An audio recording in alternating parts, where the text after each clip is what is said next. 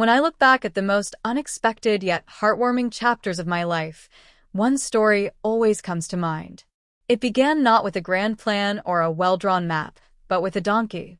His name was Charlie, and he became my companion on an adventure that changed the way I looked at patience, friendship, and the simple joys of living. My name is Emily, and I grew up in a small town in Colorado. Life there was slow, wrapped in the rhythm of mountains, fields, and the occasional clatter of horses' hooves on gravel roads. My father, Mark, loved animals, and he used to say that every creature has a story of its own, if only you give it enough time to tell. I didn't fully understand what he meant until I met Charlie. Charlie wasn't just any donkey. He had this rugged charm about him, with long ears that seemed to flop around like tired curtains, deep brown eyes that looked wiser than most people I'd ever met, and a stubborn streak that could test anyone's patience.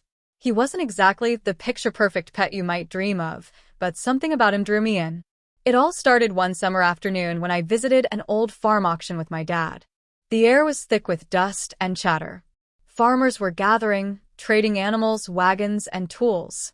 I wasn't planning to bring anything home, but then I saw him, standing tied to a wooden post, ears twitching every so often, as if he were listening to a secret rhythm only he could hear. Charlie looked lonely, almost forgotten. His coat was rough, his hooves a bit uneven, but his eyes, oh, those eyes told a different story. The auctioneer called for bids, but no one seemed interested. Horses found new homes quickly. Wagons were snatched up, but the donkey stood quietly, like he had already made peace with being overlooked. My heart tugged in a way I couldn't ignore. I looked at my dad, and he must have seen something in my eyes because he smiled and said, "If you want him, let's bring him home." And that's how Charlie came into my life. At first, it wasn't easy. Donkeys have a reputation for being stubborn, and Charlie lived up to that name. Leading him was like negotiating with the most determined soul you'd ever meet. He would stop midway on a trail, refusing to move until he was convinced it was the right decision. Feeding him meant figuring out what he actually liked, which seemed to change daily. But over time, a quiet bond grew between us. That summer, I decided to take Charlie on small walks through the trails behind our home. One walk turned into longer hikes. Then, almost without planning it, an idea began to form. What if we went on a journey together, just me and my donkey? The thought sounded ridiculous when I first voiced it to my dad. "Emily," he chuckled. "You and Charlie on an adventure? You'd better pack twice the patience and 3 times the snacks." But instead of discouraging me, he gave me the push I needed. He said, "Sometimes the best journeys aren't the ones we plan perfectly. They're the ones we stumble into." So I started preparing. I packed a small canvas bag with essentials: water bottles, dried fruit, a journal, a blanket, and a few apples for Charlie. The morning we set off, the sun was just rising, painting the mountains gold. Charlie stood beside me, ears twitching, and for the first time, it felt like he understood what we were about to do. We didn't have a set destination. That was the beauty of it. Each day, we simply followed where the trail led us. Sometimes it was a forest path shaded by towering pines. Other times it was a stretch of open meadow where wildflowers swayed in the breeze. Charlie walked beside me, steady and slow, as if teaching me that life didn't need to be rushed. Of course, there were challenges. On the second day, we reached a shallow river. I thought it would be easy to cross, but Charlie planted his hooves firmly into the ground and refused. No amount of tugging or coaxing worked.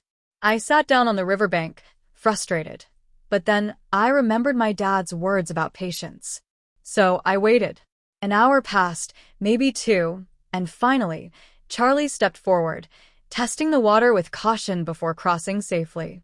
That moment taught me something important. Sometimes moving forward isn't about force, it's about trust. Along the way, we met people who were surprised to see a girl traveling with a donkey. A family camping by the woods offered us fresh bread and asked if Charlie could carry their little boy for a short ride. Charlie obliged with unusual gentleness, as if he knew he was carrying precious cargo. Another time, an elderly woman we met on a porch told me she had grown up with a donkey named Sam and said, Donkeys aren't stubborn, dear. They're careful. They think before they leap. That stayed with me. Nights were my favorite part of the journey. I would spread my blanket under the stars while Charlie rested nearby, his silhouette outlined by moonlight. Sometimes I'd talk to him about my dreams, my worries, and the things I didn't share with anyone else. He didn't answer, of course, but the way he twitched his ears or shifted closer made me feel like he was listening. One evening, after a particularly long day of hiking, I felt discouraged. The trail seemed endless, and my feet ached. I sat down, close to tears, wondering why I had even started this journey. Then Charlie nudged me gently from behind, almost knocking me forward. I turned, and he looked at me with those steady eyes.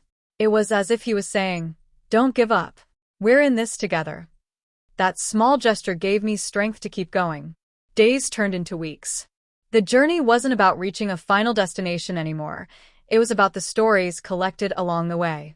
I wrote in my journal every night, filling pages with details of the rivers we crossed, the people we met, the lessons I learned. By the time we returned home, I wasn't the same girl who had set out. I had learned patience from Charlie, resilience from the long trails, and gratitude from the kindness of strangers. Most of all, I learned that companionship doesn't always come in expected forms. Sometimes it has long ears, a braying voice, and a heart as loyal as any friend you could ask for. When we finally walked back into our town, neighbors gathered around, surprised to see how far we'd gone. My dad hugged me tight and patted Charlie like he was family. "Well," he said with a grin, "looks like you two wrote a story no one else could." Even today, years later, when I hear the soft bray of a donkey or see one in a field, I smile.